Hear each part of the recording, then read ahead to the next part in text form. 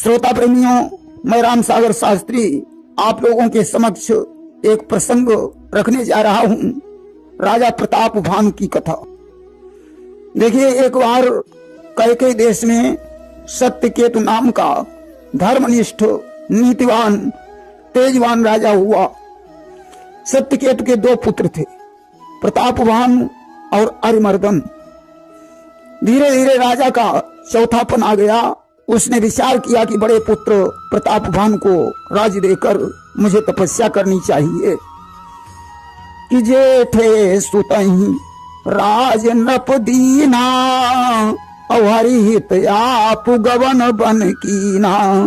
आज राजा ने शुभ मुहूर्त देखकर प्रताप भानु का राज्य तिलक कर दिया और भगवान का भजन करने के लिए वन को चला गया। प्रताप भानु अब राजा हो गए। उनका मंत्री धर्मरुचि शुक्राचार्य के समान था। राजा ने बड़ी भारी सेना बनाई, विश्व विजय करने के लिए निकल पड़ा कि सप्तदीप भुज बल बस कीन्हे, और लई लई दंड छाड़ी नृप दीन्हे। राजा ने 7 द्वीपों को अपने अधीन कर लिया। प्रताप भानु के राज्य में प्रजा बड़ी प्रसन्न रहती थी। राजा साधु संत ब्राह्मणों की सेवा करता था और बड़ा दानी था कि एक बार नृप चले शिकारा, और सघन विपिन महु नृप पगुधारा। एक बार प्रताप भानु शिकार खेलने के लिए विंध्याचल के सघन वन में पहुंचा। बहुत से पावन हिरणों को मारकर वन में घूम रहा था। तभी उसने एक विशाल सूकर को देखा। घोड़े की आवाज सुनकर सूकर भाग खड़ा हुआ। राजा ने बहुत से बाण चलाए, परंतु सूकर के एक भी बाण नहीं लगा। सूकर भाग रहा है, राजा उसका पीछा कर रहा है। सूकर उसे निर्जन वन में ले गया और एक गुफा में प्रवेश कर गया। राजा निराश हो गया, भूखा प्यासा इधर उधर भ्रमण कर रहा था कि फिरत विपिन आश्रम एक देखा, और ताह वस नृपति कपट मुनि देखा। अचानक राजा ने एक आश्रम देखा जिसमें कपट मुनि का वेश बनाए हुए एक राजा रहता था, जिसका राजा प्रताप भानु ने राज्य छीन लिया था और जो युद्ध स्थल से अपनी सेना छोड़कर भाग गया था और लौटकर वापस नहीं गया। आज राजा प्रताप भानु कपट मुनि के पास में पहुंचे कि उतरी तुरंग ते की न प्रणामा, परम चतुर न कहे निज नामा। राजा ने घोड़े से उतरकर कपट मुनि को प्रणाम किया। राजा ने उसको अपना असली नाम नहीं बताया। राजा ने कहा, मुनिवर, मुझे बहुत प्यास लगी है, मैं पानी पीना चाहता हूं। उसने कहा, जाओ, सामने एक तालाब है, उसमें घोड़े सहित स्नान कर लो और पानी पी लो। इसके बाद मैं तुम्हारे भोजन का प्रबंध करता हूं। राजा स्नान करके वापस लौटे। कपट मुनि उन्हें अंदर ले गया, सुंदर आसन प्रदान कर कंद मूल फल खिलाए। धीरे धीरे सूर्य अस्त हो गया। तब कपट मुनि ने पूछा, आप कौन हैं? इस वन में अकेले क्यों घूम रहे हैं? तुम्हारी मस्तक की रेखाएं बता रही हैं कि आप कोई चक्रवर्ती सम्राट हैं। तुम्हें देखकर मुझे बड़ी दया आ रही है।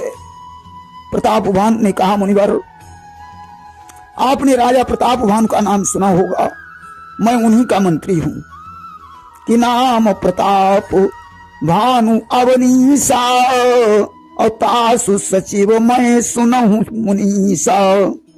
शिकार खेलने आया था, रास्ता भूल गया। भगवान की कृपा हुई, इसी बहाने से आप जैसे महात्मा के चरणों के दर्शन हो गए। कपट मुनि ने कहा, अब तो अंधेरा हो गया है, यहां से तुम्हारा नगर 70 योजन दूर है। जंगल की रास्ता है, इसलिए यहीं विश्राम करो, प्रातः काल घर चले जाना। कि तुलसी जस भवितव्यता तैसी मिले सहाय, आपनु आवई ताहि पही ताहि तहा लई जाई। तुलसीदास जी कहते हैं, जैसी होनी होती है वैसी ही सहायता मिलती है। उस मनुष्य को उसी जगह पर होनी पहुंचा देती है।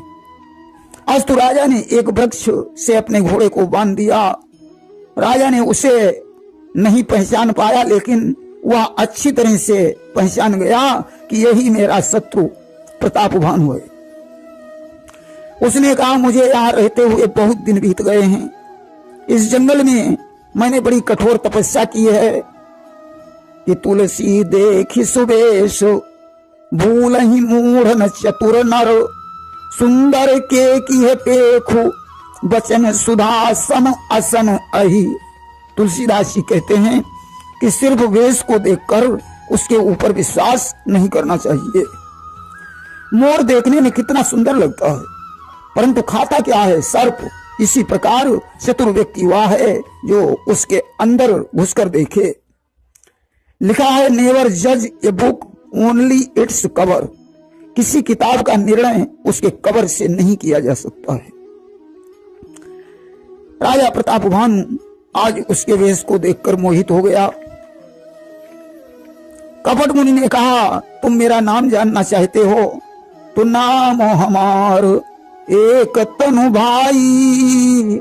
मेरा नाम एक तन है, क्योंकि आदि सृष्टि में मेरी उत्पत्ति हुई है, तब से मैंने दूसरा शरीर नहीं धारण किया है, इसलिए मुझे एक तन कहा जाता है। वत्स, तपस्या के द्वारा यह सब संभव है, इसमें कोई आश्चर्य करने की जरूरत नहीं है कि तपो के बल से विधि सृष्टि रचे विष्णु जी पालन करते हैं। तपो बल का आश्रय लेकर ही शंकर संहारन करते हैं। इसलिए वत्स, तपस्या से बड़ी कोई चीज नहीं है। आज कपट मुनि ने प्रतापभानु को नाना प्रकार की कथाएं सुनाई और बोला, अक्सर उस चतुर राजा बाहर जाकर अपना नाम नहीं बताते हैं। मुझे तुम्हारी ये चतुराई बहुत अच्छी लगी कि नाम तुम्हार प्रताप दिनेशा और सत्य के तू तब पिता नरेशा। मैं तो त्रिकालज्ञ हूं, मुझे मालूम है कि आप राजा प्रतापभानु हैं। आपके पिता का नाम सत्यकेतु है। अब तो प्रतापभानु को पूर्ण विश्वास हो गया कि ये बड़े तपस्वी संत हैं। उसने कहा, राजन, तुम्हें मुझसे कुछ मांगना हो तो निसंकोच होकर मांग सकते हो। प्रतापभानु ने कहा, मुनिवर, तुम्हारे दर्शन मात्र से धर्म अर्थ काम मोक्ष चारों पदार्थ मिल चुके हैं, फिर भी मैं एक वरदान मांगना चाहता हूं कि जरा मरण दुख रहित तनु समर्जित जन को एक छत्र रिपुहीन मही राज कल्प सत हो।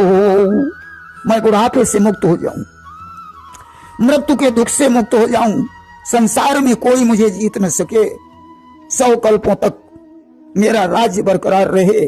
कपट मुनि ने कहा, राजन, ऐसा ही हो जाएगा, लेकिन तुम्हें ब्राह्मण के श्राप से बचना पड़ेगा कि तपोबल विप्र सदा बरियारा और तिनके कोपन को रखवारा। ब्राह्मणों के पास तपस्या का बल है, उनके क्रोध से कोई रक्षा नहीं कर सकता है। इसलिए राजन, ब्राह्मणों को बस में कर लो। ब्राह्मण बस में हो जाएंगे तो ब्रह्मा विष्णु महेश स्वयं तुम्हारे बस में हो जाएंगे। राजन, विप्र श्राप के बिना तुम्हारा नाश कोई नहीं कर सकता है, और ब्राह्मण के श्राप से तुम्हारा नाश होना निश्चित है। प्रतापभानु ने कहा, मुनिवर, कोई अति शीघ्र उपाय करो जिससे ब्राह्मण बस में हो जाएं। कपट मुनि ने कहा, जब से मैंने जन्म लिया मैं किसी के घर नहीं गया। समस्या इस बात की है कि मेरे बिना चले यह कार्य पूर्ण नहीं हो सकता है। राजा ने कहा, मुनिवर, आप बड़े हैं, मैं छोटा हूं, मेरी रक्षा के लिए आप मेरे घर अवश्य चलें। उसने कहा, ठीक है राजन, मैं तुम्हारे घर में रसोई बनाऊंगा, तुम ब्राह्मणों को खिलाओगे, वे तुम्हारे बस में हो जाएंगे। कि जो नरेश मैं करऊं रसोई और तुम पर सहो मोहि जान न कोई। लेकिन मैं वहां छुपकर रहूंगा, मैं तुम्हारे उपरोहित के वेश में वहां आऊंगा, तुम्हारे उपरोहित का अपहरण करके तपस्या के बल से अपना रूप प्रदान करके आश्रम में छोड़ दूंगा और मैं तुम्हारे उपरोहित का रूप धारण करके तुम्हारे घर में रसोई बनाऊंगा। मैं अपनी तपस्या के बल से तुम्हें घोड़े के सहित सोते हुए ही घर पहुंचा दूंगा। मैं जब वहां आऊं तो अपने पुरोहित के वेश में मुझे पहचान लेना। आज सज्जनों इतनी बात हुई, राजा थका हुआ था, सो गया। उसी समय कालकेतु नामक निशाचर वहां आ गया, जो सूकर बनकर राजा को यहां तक लाया था। और वो कपट मुनि का परम मित्र था, जिसके 100 पुत्र और 10 भाई प्रताप भानु ने मार डाले थे। कपट मुनि ने कहा, मित्र चिंता मत करो, आज के चौथे दिन मैं कुल सहित राजा का नाश करके तुम्हें वापस लौट कर मिलूंगा। आज कपट मुनि ने अपनी माया के बल से राजा प्रताप भानु को घोड़े सहित सोते हुए उसके घर पहुंचा दिया और राजा के उपरोहित का हरण करके उसे एक गुफा में बंद कर दिया और स्वयं उपरोहित बनकर राजा के घर पहुंचा। उपरोहित ने रसोई तैयार की, नाना प्रकार के व्यंजन बनाए जो देखने में अन्न जैसे लगते थे। कि माया मय ते ही की न रसोई, अविंजन बहुगनि सकई न कोई। अनेक प्रकार के पशुओं का मांस रांधा, उसमें उसने ब्राह्मण का मांस मिला दिया। कि विविध मृगन कर आमिष रांधा, और ते ही मां भी प्रमांस खल सांधा। शरण धोकर ब्राह्मणों को भोजन करने के लिए बैठाया गया। राजा प्रताप भानु भोजन परस रहा है। उसी समय आकाशवाणी हुई, हे ब्राह्मणों अपने अपने घर चले जाओ, इस अन्न का भोजन करने से बड़ी हानि हो सकती है।